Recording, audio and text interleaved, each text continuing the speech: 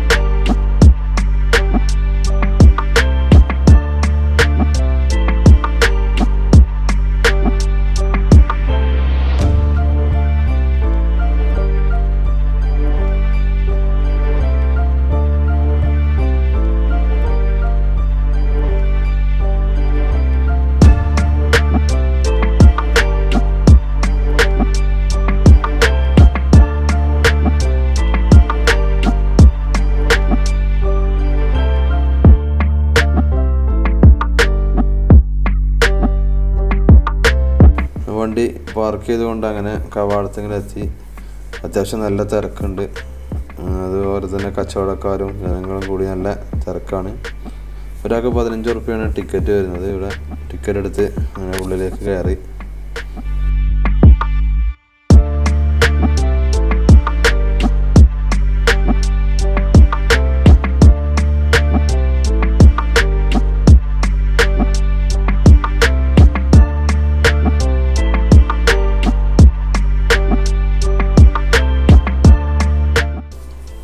കൃഷ്ണരാജ സാഗർ ഡാമിൻ്റെ തൊട്ടു താഴെയായി സ്ഥിതി ചെയ്യുന്ന വൃന്ദാവന് നേരത്തെ കൃഷ്ണരാജേന്ദ്ര ടെറസ് ഗാർഡൻ എന്നായിരുന്നു പേര്. 1924-32 കാലത്ത് എം വിശ്വേശ്വരയ്യയാണ് മൈസൂർ ഭരണാധികാരിയായിരുന്ന കൃഷ്ണരാജ വാഡിയാർ നാലാമൻ്റെ പേരിലുള്ള ഡാമിൻ്റെ പണി പൂർത്തിയാക്കിയത്. ഈ കാണുന്ന തടാകത്തിൻ്റെ മധ്യത്തിലായി കാവേരിയുടെ ഒരു പ്രതിമയുണ്ട്. വരുന്ന ടൂറിസ്റ്റുകൾക്ക് ബോട്ടിങ്ങിനുള്ള സൗകര്യവും ഇവിടെ ഒരുക്കിയിട്ടുണ്ട്. പ്രതിവർഷം 2 ദശലക്ഷം വിനോദസഞ്ചാരികൾ സന്ദർശിക്കുന്ന ഈ ഉദ്യാനം ശ്രീരംഗപട്ടണയിലെ പ്രധാന ആകർഷണങ്ങളിൽ ഒന്നാണ്. മൈസൂരിലെ ദിവാൻ സർ മിർസ ഇസ്മായിൽ പൂന്തോട്ടങ്ങളോടുള്ള അഭിനിവേശം കാരണം വൃന്ദാവൻ ഗാർഡൻ സ്ഥാപിക്കുകയും ആധുനിക മാണ്ഡ്യ ജില്ലയിൽ 1,20,000 ഏക്കർ ഭൂമിയിലേക്ക് ജലസേചനം നടത്തുന്നതിന് കാവേരി നദിയിൽ ഹൈ ലെവൽ കനാൽ നിർമ്മിക്കുകയും ചെയ്തു.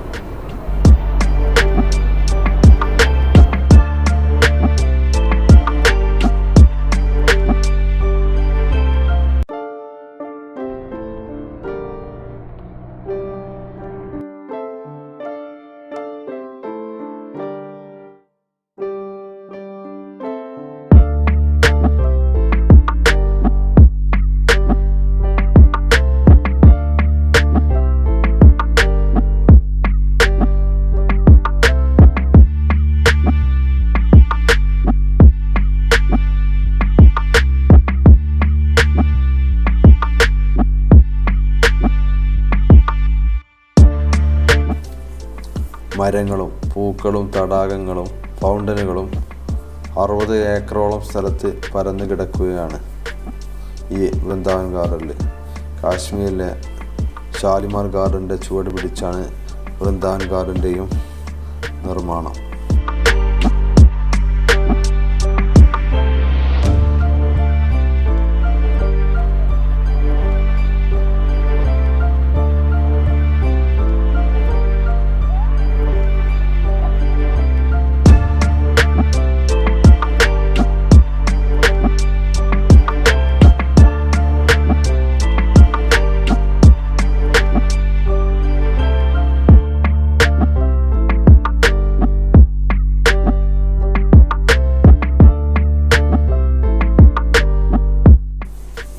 സംഗീതത്തിനനുസരിച്ച് നൃത്തം വെക്കുന്ന ജലധാരകളാണ് വൃന്ദാവൻ ഗാർഡനിലെ ഏറ്റവും വലിയ പ്രത്യേകത.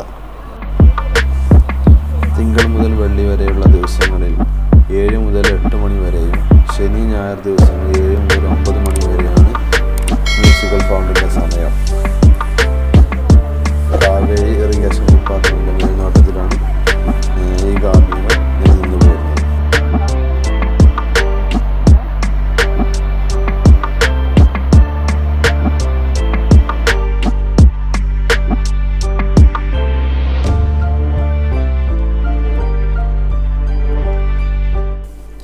ചുറ്റുമുള്ള പൂന്തോട്ടങ്ങളും ജലധാരകളും തുടങ്ങിയ കാഴ്ചകളൊക്കെ കണ്ട് ഡിജിറ്റലൈസ് സിസ്റ്റം ഉപയോഗിച്ച് സംഗീത ജലധാര പരിപാടി ആരംഭിക്കാൻ നിൽക്കുകയാണ്.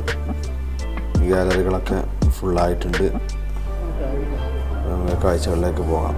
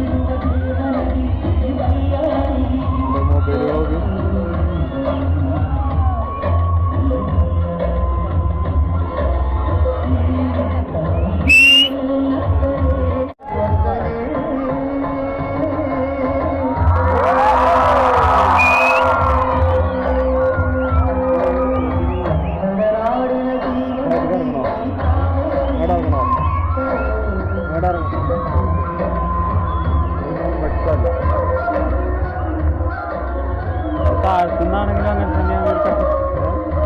താഴ്ത്തുന്നാണെങ്കിലേ അതന്നെയല്ലേ ഉള്ളൂ.